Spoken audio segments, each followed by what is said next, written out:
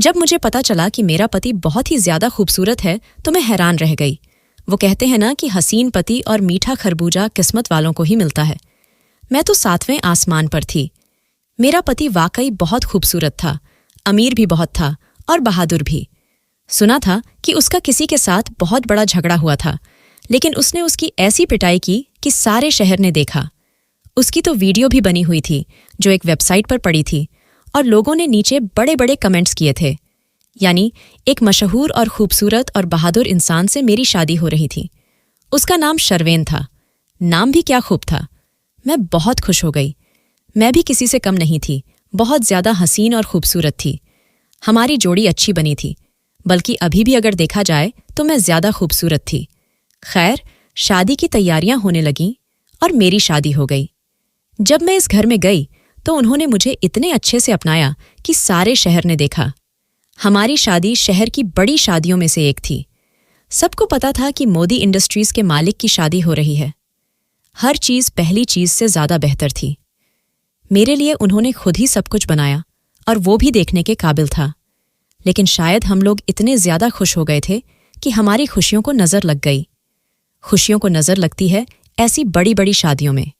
बाद में कुछ न कुछ जरूर होता है, कुछ बुरा होता है।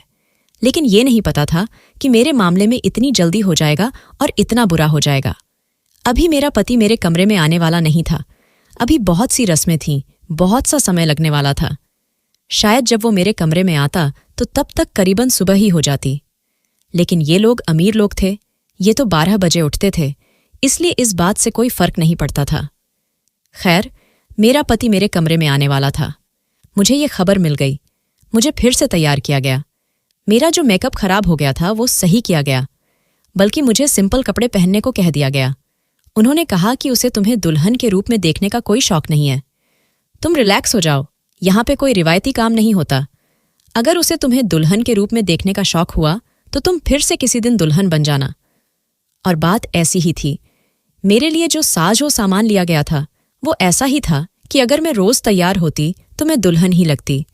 इतने बड़े बड़े कामदार सूट और उसके साथ के जेवर पहनने जो मैंने कभी नहीं देखे थे।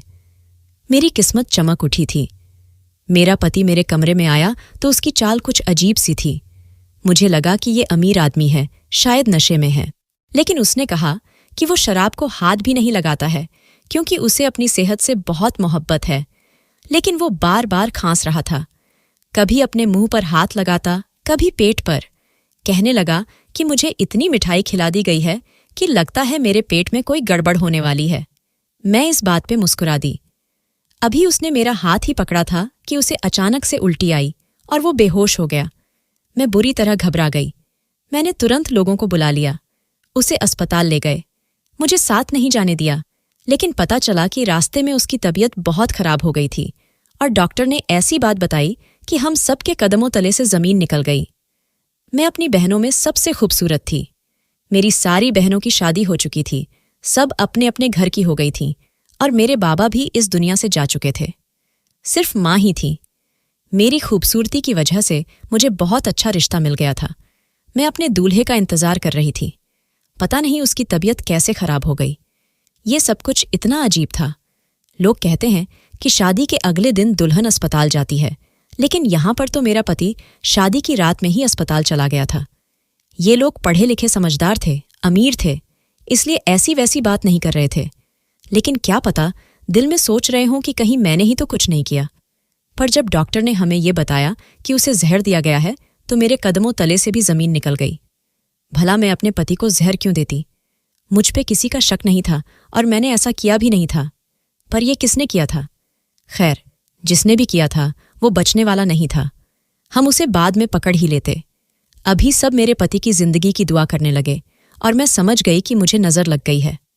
अब तो बस भगवान से ही दुआ कर रही थी। लेकिन मेरा पति इस दुनिया से चला गया। उसे इतना ज्यादा जहर दे दिया गया था कि उसके जिस्म के सारे जरूरी अंग फेल हो गए और उसे आखिरी वक्त में कुछ बोलने तक की मोहलत न मिली। मेरे नसीबों को आग लग गई थी। मेरे हाथों पे अभी सुहाग की मेहंदी लगी थी, आंखों में ख्वाब थे, दिल में अरमान थे। मैं तो अभी कुछ घंटों की दुल्हन थी कि मेरा दूल्हा इस दुनिया से चला गया। लोग मुझे डायन कहने लगे, मुझे बुरा भला कहने लगे, कहने लगे कि ये सब कुछ मेरी वजह से हुआ है। ये एक ऐसा हादसा था जो ज्यादातर लोगों के साथ नहीं होता, और जब होता है तो जो मर जाए उसके साथ दूसरा भी मर जाता है, क्योंकि दुनिया वाले उसे जीने नहीं देते। मेरे पति की आखिरी रस्में पूरी कर दी गईं, तो फिर सब इस बात पर सर जोड़ के बैठ गए कि आखिर ये सब कुछ हुआ कैसे। उन्होंने कहा कि वो तो अच्छा भला दुल्हन के कमरे में गया था, लगता है दुल्हन ने कुछ किया है, शायद ये हमारे दुश्मनों की भेजी हुई है। हमारे तो इतने सारे दुश्मन हैं। उन सब ने ये इल्जाम मुझ पर लगा दिया। मैं चीखती रह गई, चिल्लाती रह गई, पर कुछ ना कर पाई। मेरे माँ बाप भी मेरे लिए कुछ ना कर सके। बाप इस दुनिया में था नहीं, और माँ बेचारी क्या क्या करती। अगर मेरी माँ किसी बहुत बड़े ओहदे पे होती, बहुत अमीर होती, वो शायद मुझे तब भी न बचा पाती, क्योंकि इन लोगों के हाथ बहुत लंबे थे। लेकिन मेरी माँ तो एक आम औरत थी, जिसने स्कूल में पढ़ा पढ़ा के अपनी सारी बेटियों की शादी की थी, और जो इस बात पे खुश थी कि चलो एक बेटी इतने अच्छे घर में चली गई तो बाकियों का भी ख्याल करेगी। लेकिन मेरा घर तो उजड़ गया था। मैं जेल चली गई। जब जेल में दाखिल हुई तो सब लोगों ने मुझे अजीब नज़रों से देखा और धुतकारा। एक औरत मेरे पास आई और उसने मुझे बालों से पकड़ के जमीन पे धक्का दे दिया। उसने कहा कि हम सब यहाँ पर गुनाह करके ही पहुंचे। हमने कोई ना कोई बुरा काम किया, लेकिन अपने ही पति को शादी की रात जहर देना एक निहायत ही घटिया काम है। तू तो इतनी खूबसूरत है, लगता है तेरा किसी और के साथ चक्कर था, तभी तूने अपने पति को मार डाला। अपने आशिक के साथ मिलके अपने पति को कहानी में से निकाल के बाहर फेंका। मैंने कहा कि मैंने ऐसा कुछ नहीं किया। लोगों ने मुझे ना सिर्फ कातिल बल्कि बदकिरदार भी जाना, और कहा कि इसी ने अपने पति को इसलिए मारा क्योंकि इसका चक्कर किसी और के साथ होगा। ये बातें सिर्फ जेल के अंदर नहीं बल्कि बाहर भी हो रही थीं। मेरी कहानी बन गई थी। मेरी जिंदगी बर्बाद हो गई थी। लोगों की जुबान पर सिर्फ मेरी बात थी, और जब तक लोगों को दूसरा काम न मिलता वो मुझे ही डिस्कस कर रहे थे। सब कह रहे थे कि लगता है लड़की का किसी और के साथ चक्कर था। मेरी माँ को ये सब सुनना पड़ रहा था। मेरी बहनों के घर में उनको भी ताने पड़ रहे थे कि तुम्हारी बहन तो ऐसी निकली, इसने तो अपने पति को जहर दे दिया। उनकी जिंदगी भी मुश्किल हो रही थी, और मैं दिन रात रोने के अलावा और कुछ नहीं कर सकती थी। फिर मेरी जिंदगी में एक अजीब सी रात आई। वो जेल की जेलर थी। वो बड़ी अजीब सी औरत थी, बहुत लंबे कद की थी, और जरा सी बात पर हाथ उठाती थी। थोड़ी सी गलती होती तो माफ नहीं करती थी। एक दिन वो मेरी कोठरी में आई। मैं फिलहाल इस कोठरी में अकेली थी, क्योंकि मेरे साथ कोई औरत नहीं थी। उसने कहा कि तेरा नाम ही है बीना? मैंने कहा कि जी। वो बोली, वही जो अपने पति को मार कर आई है। मैंने कहा कि नहीं, मैंने अपने पति को नहीं मारा। उसको किसी दुश्मन ने जहर दिया था। मैं तो उसको दिल से अपना हमसफर मानती थी, ऐसा क्यों करती भला? उसने कहा कि सफाइयां नहीं चाहिए मुझे, मेरे साथ मेरे कमरे में आ जा। मैं उसके कमरे में गई तो वहां पर बहुत रोशनी थी। उसने मुझे गौर से देखा। उसने कहा कि तो तू बला की खूबसूरत। खैर, अब तूने मारा हो या किसी और ने, वो तो मर गया है। अब तुम्हें अपनी जिंदगी के साथ क्या करना है? मैं हैरान हुई कि मैं जेल में हूं, और ये मुझसे ये क्यों पूछ रही है कि मैंने अपनी जिंदगी के साथ क्या करना है, क्योंकि मेरी जिंदगी तो अब जेल में ही गुजरने वाली थी। मुझे यहां से कोई निकालने वाला नहीं था। फिर मेरे दिमाग में एक बात आई कि कभी कभी जिसका कोई भी सहारा नहीं होता या फिर केस लड़ने वाला नहीं होता, उसके लिए केस पुलिस लड़ती है और उसे निकाल लेते हैं। शायद मेरी जिंदगी में कुछ बेहतरी आ जाती। मैंने कहा कि मैं यहां से निकलना चाहती हूं, अपनी जिंदगी जीना चाहती हूं। वह कुछ खा रही थी और मेरी बात सुन रही थी, और ऐसे खा रही थी जैसे कोई जानवर खाता है। चिकन की बोटियां हाथ में उठाकर अपने मुंह से नोच नोच कर खाने में बिजी थी। उसने कहा, और क्या करना चाहती है? मैंने कहा, मेरी माँ अकेली है। मेरी सारी बहनें अपने घर की हो गई हैं। मैं अपनी माँ के साथ जाकर रहूंगी। मैं अपनी सभी बहनों से ज्यादा पढ़ी लिखी भी हूं, कोई नौकरी कर लूंगी। उसने कहा, और क्या करेगी?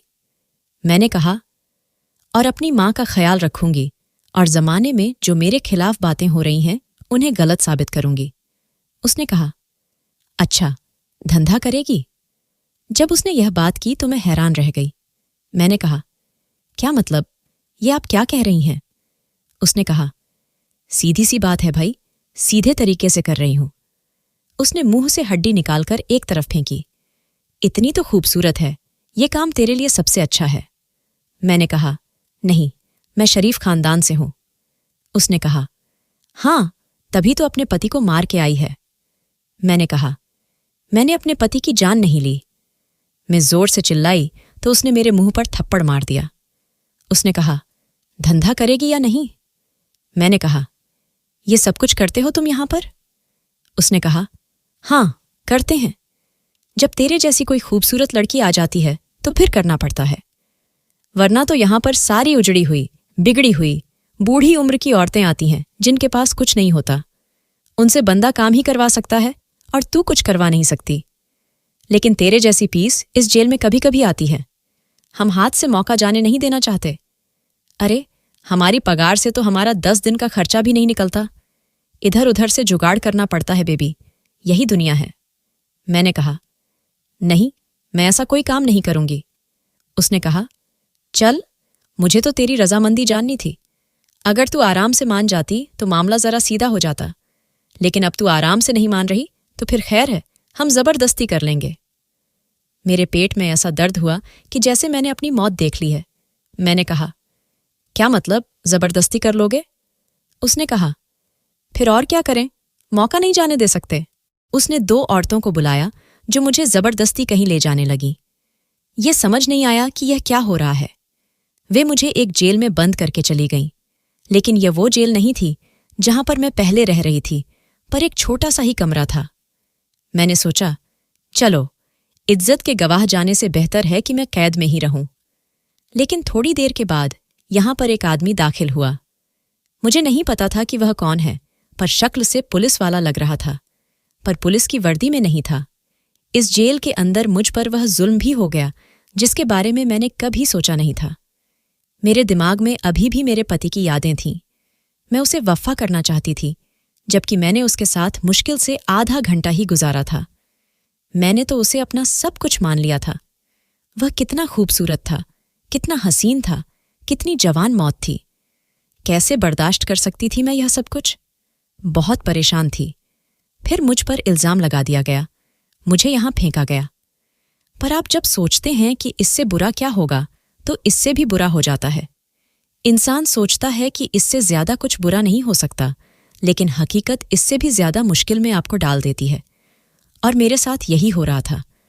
मुझे वापस मेरी कोठरी में फेंक दिया गया। वहां पर कोई नई औरत आई थी। अब वह मेरे साथ रहने वाली थी और मेरी हालत भी बड़ी बुरी थी। तो उसने मुझसे पूछ लिया कि तुम्हारे साथ क्या हुआ। पहले तो मैंने कुछ नहीं बोला, फिर मैंने उसे सब कुछ बता दिया। यह शायद अच्छी औरत थी जो बाकियों की तरह मुझ पर तंज नहीं कस रही थी, क्योंकि उसने मेरी हालत देखी थी कि कितनी बुरी थी। उसने कहा, यह दुनिया ही ऐसी है।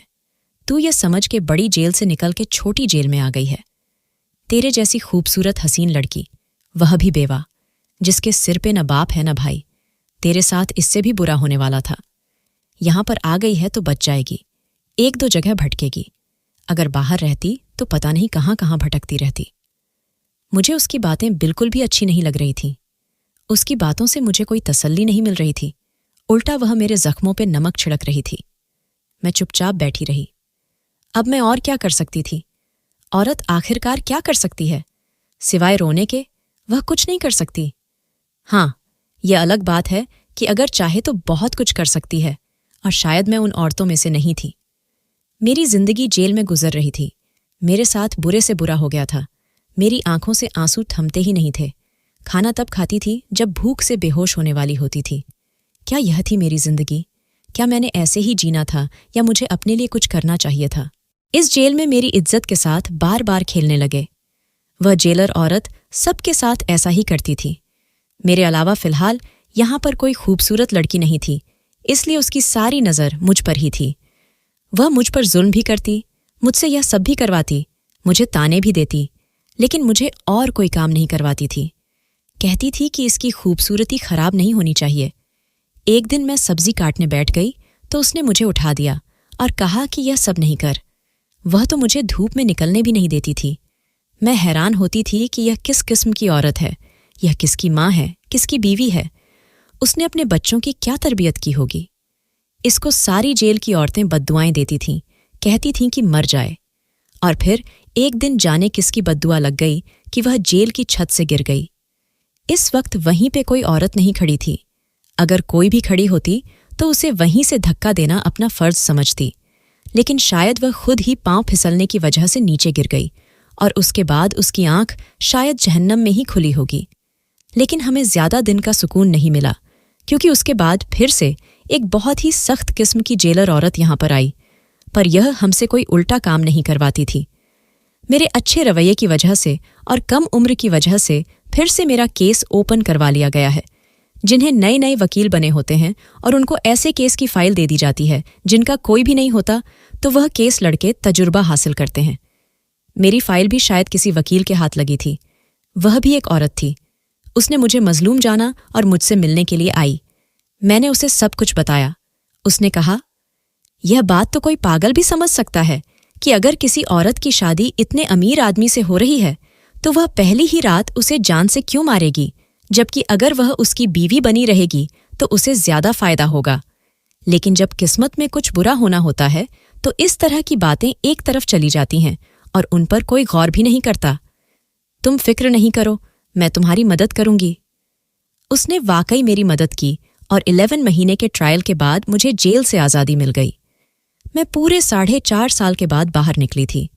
जब मेरी शादी हुई तो इस वक्त मेरी उम्र 18 साल की थी और अब मैं तकरीबन 23 साल की होने वाली थी। अभी भी खूबसूरत थी और कुंवारी तो रही नहीं, लेकिन खूबसूरत जरूर थी। सोचा कि किसी की बीवी बनकर बाकी की जिंदगी अच्छे तरीके से गुजारूंगी। अपनी माँ से मिलना चाहती थी। मुझसे मिलने कोई नहीं आया था, लेकिन मेरी आज़ादी की खबर मेरे घरवालों को दे दी गई थी। ये उस वकील ने बताया था। खैर, मैं अपने घर चली गई तो वहीं पर मेरी एक बहन बैठी थी, जो मेरी तीसरे नंबर वाली बहन थी। शायद माँ से मिलने आई थी, लेकिन वह कभी मिलने के लिए नहीं आती थी, क्योंकि उसका पति बहुत सख्त था। वह उसे बाहर आने जाने नहीं देता था। खैर, मैंने उसे देखा तो गले से लगाने की कोशिश की। आखिर में अपनी बहन को इतने अरसे बाद देखी थी, लेकिन उसने मुझे दूर झटका दिया और कहा, तू कहाँ से आई है? कल मोहल्ले में तेरी वजह से हमारे सारे खानदान की इतनी बेइज्जती हुई और तू मुंह उठाकर यहां आई। मैंने कहा, अपनी माँ से मिलने आई हूं। उन्होंने कहा, कौन सी माँ? तेरी माँ भी इस दुनिया में नहीं है। वह तो जमाने की बातें सुन सुनकर ही मर गई और तेरी वजह से मुझे तलाक हो गई। सबने कहा कि तेरी बहन ने अपने पति को जान से मार डाला तो तू भी अपने पति को जान से मार देगी। यह घर अम्मी ने मेरे नाम कर दिया है। मैं यहां पर अपने बच्चों के साथ रहती हूं और तेरे लिए यहां पर कोई जगह नहीं है, तो यहां से जा सकती है। उसने तो मुझे अंदर पांव भी रखने नहीं दिया। बाहर से ही सब कुछ खत्म कर दिया। जीते जी मार डाला। मैं हैरान रह गई। बाद में पता चला कि उसने इस घर के बदले में किसी और शख्स से शादी की है, यानी किसी शख्स को यह कहा है कि वह यह कर उसके नाम कर देगी, बस वह उससे शादी करे और उसका और उसके बच्चों का खर्चा उठाए, क्योंकि उसके पास कमाने वाला कोई नहीं था और आज कल में ही उसकी शादी थी।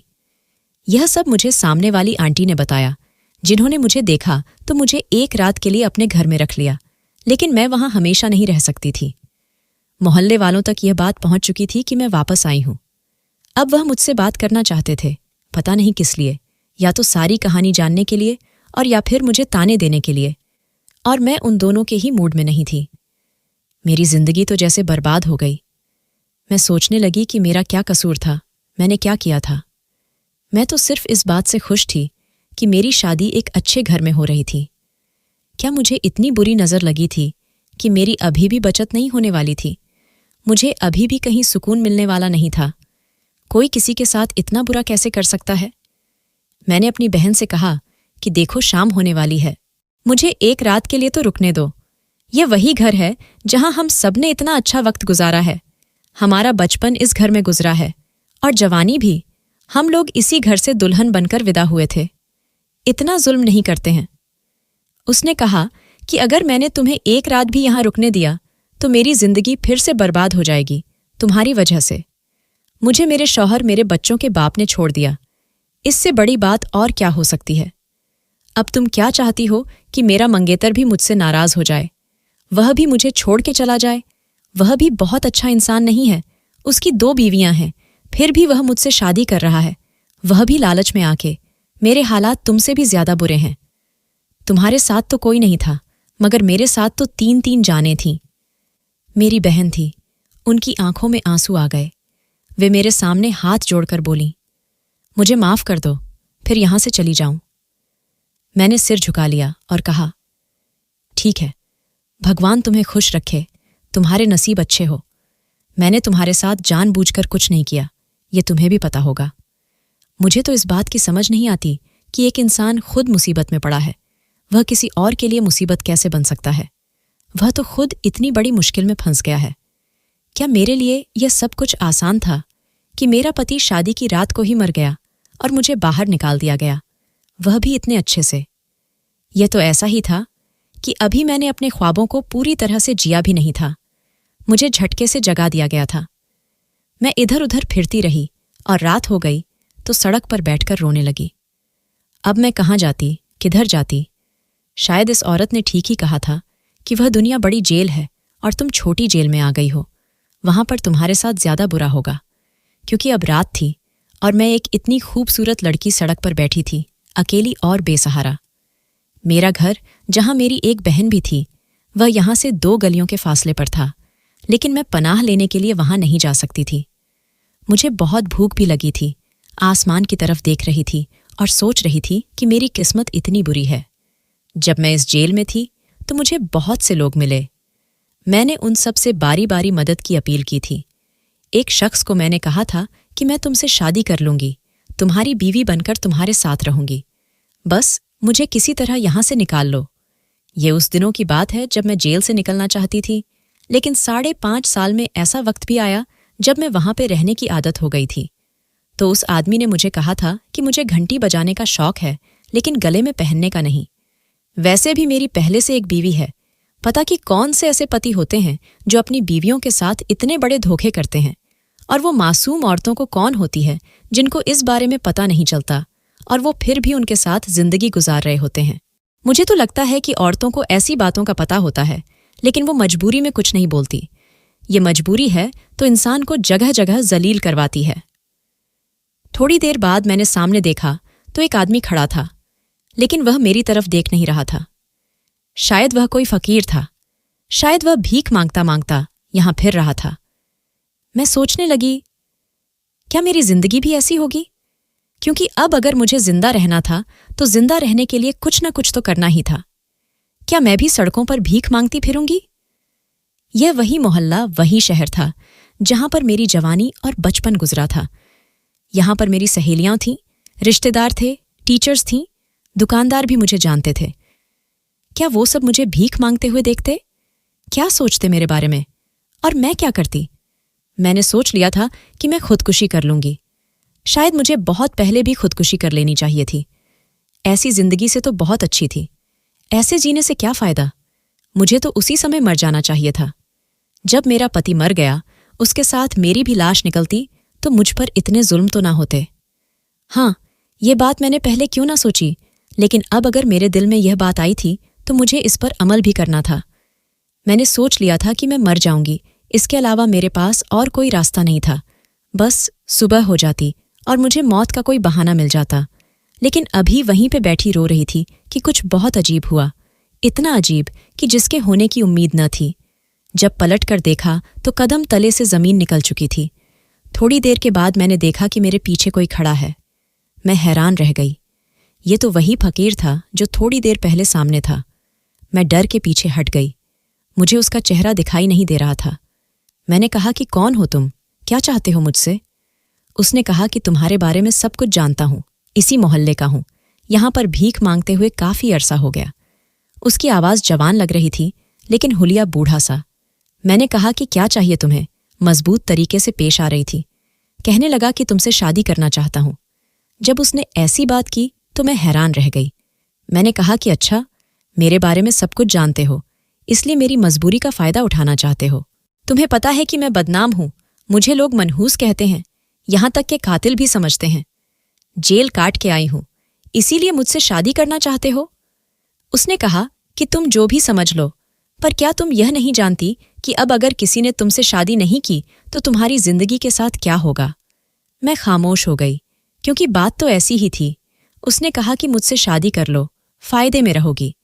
मैंने कहा कि मुझे फ़ायदा नुकसान की नहीं पड़ी, मेरे साथ इतना कुछ हो गया कि अब मुझे फ़ायदा या नुकसान से क्या है।